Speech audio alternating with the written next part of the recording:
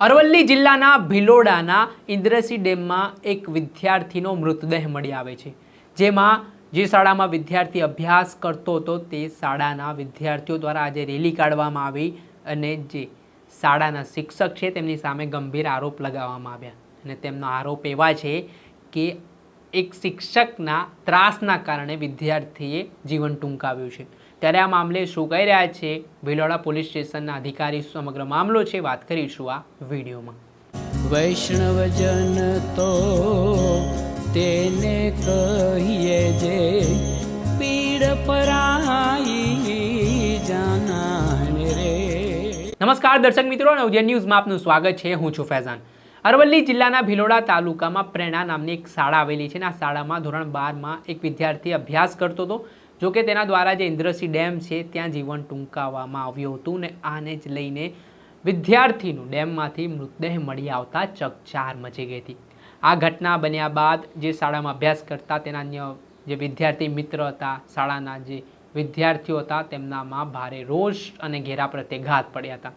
આ ઘટનાને લઈને પ્રેરણા શાળાના વિદ્યાર્થીઓ છે તેઓ દ્વારા એક વિશાળ રેલી કાઢવામાં આવી। આ રેલી કાઢ્યા બાદ તેમના ગંભીર આરોપો શાળાના શિક્ષક સામે આવ્યા છે, જેમાં તે વિદ્યાર્થીઓનું કહેવું છે કે તે શાળાના શિક્ષક દ્વારા મૃતક વિદ્યાર્થી છે તેને માનસિક ત્રાસ આપવામાં આવતો હતો અને ત્યારબાદ આ કારણોસર વિદ્યાર્થીએ પગલું ભર્યું છે। પહેલાં તો શું કહી રહ્યા છે તે વિદ્યાર્થીઓ, તેમના શું આરોપો છે તે સાંભળી લો।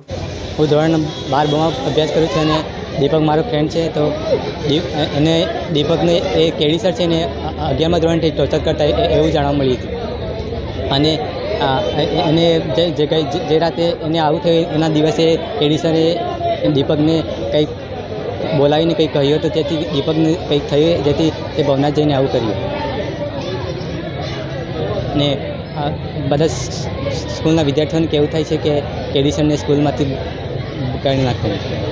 મારું નામ પટેલ હિયા છે। હું બુઢેલીની વતની છું અને હું શાળા આરજે તન્ના પ્રેરણા વિદ્યા મંદિરમાં ભણું છું અને એક વિદ્યાર્થીનું મૃત્યુ થયું છે। તે 12 આર્ટ્સમાં હતો અને તેનું મીડિયામાં સામાન્ય પ્રવાહને બદલે વિજ્ઞાન પ્રવાહમાં નામ આપવામાં આવ્યું છે અને આ તેના મૃત્યુનું કારણ કેડી બુધરા સર છે તે તેને 11મા ધોરણથી અપમાનિત કરતા હતા અને શુક્રવારે જ્યારે તેની ભૂલ ન હતી તેમ છતાં તેને અપમાનિત કરવામાં આવ્યો અને તેને કહેવામાં આવ્યું કે તું જો તને જેલમાં મોકલવો હશે તો તને છોકરીને રેપ કરવાની પ્રયાસ કર્યો એ રીતે તને જેલમાં મોકલવામાં આવશે અને તારી આખી જિંદગી જેલમાં જશે।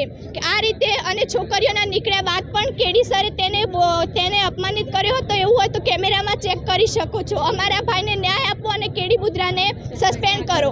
જોકે હાલ જે ઘટના સામે આવી છે અને વિદ્યાર્થીઓના ગંભીર આરોપ તે શાળાના શિક્ષક સામે લાગ્યા છે, તે મામલાને લઈને મોટી સંખ્યામાં ભિલોડા પોલીસ સ્ટેશન ખાતે આ શાળાના વિદ્યાર્થીઓ પહોંચ્યા હતા। તેમણે ભિલોડાના પોલીસ ઇન્સ્પેક્ટરને આ મામલે ગુનો નોંધવા માટે આવેદનપત્ર પાઠવ્યું છે।